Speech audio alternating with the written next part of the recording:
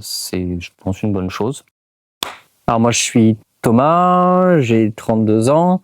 Je suis arrivé en animation à Caribara un petit peu par chance et grâce aux rencontres. Je viens d'une formation en infographie, production graphique et design. Donc j'ai un bac et un BTS. J'ai choisi de me spécialiser dedans, dans la boxe anime, parce que alors c'est un très bon premier tremplin pour rentrer dans l'animation, parce qu'on voit un petit peu de tout, mais sans pousser chaque département à l'extrême. Donc c'est un rôle qui est un petit peu pivot, qui est super intéressant parce qu'on échange avec tous les départements et on voit toute la production. Donc on suit toute la série de A à Z. Mais il y a un aspect technique qui est plus poussé que dans les autres départements où on va être plus créatif, plus artistique, que j'aime beaucoup.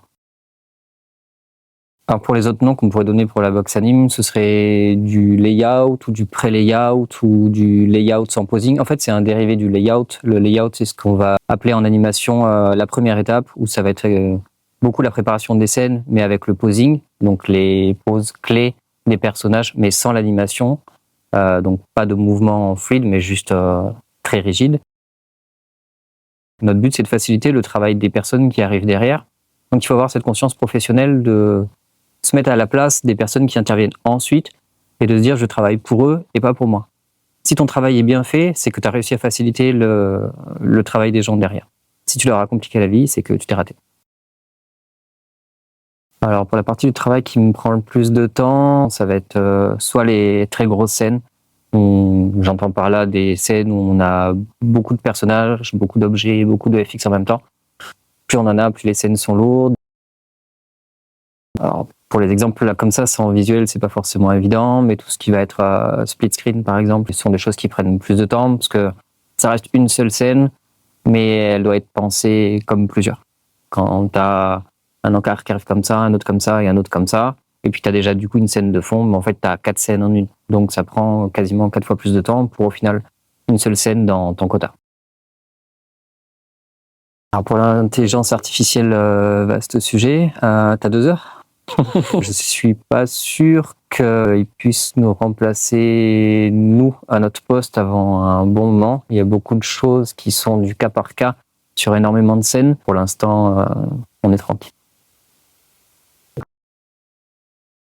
Alors concrètement, la boxe anime, ça va être du coup une ouverture de scène. On va donc se caler au plus possible sur le storyboard, qui est une petite case version BD animée qui va nous donner une idée de ce que doit représenter la scène du début à la fin.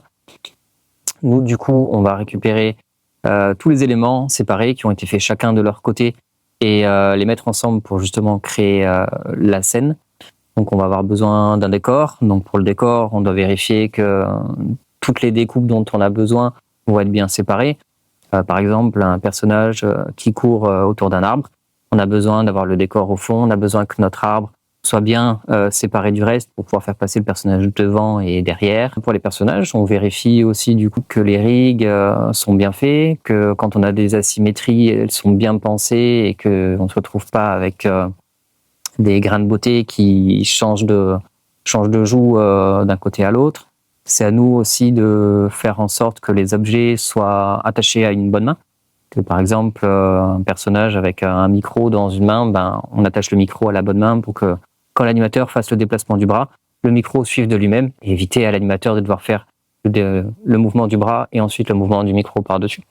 On vérifie aussi tout ce qui est FX, donc de vérifier que le FX s'intègre bien dans la scène, qu'il soit bien pensé et bien branché de notre part. Une fois qu'on a tous ces éléments-là séparés et importés ensemble dans la scène, ça va être à nous, du coup, en utilisant le storyboard, d'avoir une scène le plus cohérente possible.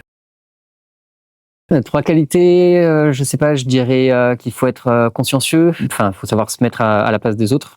Et en 3e qualité, je sais pas. C'est un poste qui est pas très connu encore, pas très démocratisé, mais qui a quand même une grosse importance, qui, encore une fois, facilite beaucoup la vie du travail des gens derrière, leur font gagner beaucoup de temps. Donc c'est, je pense, une bonne chose.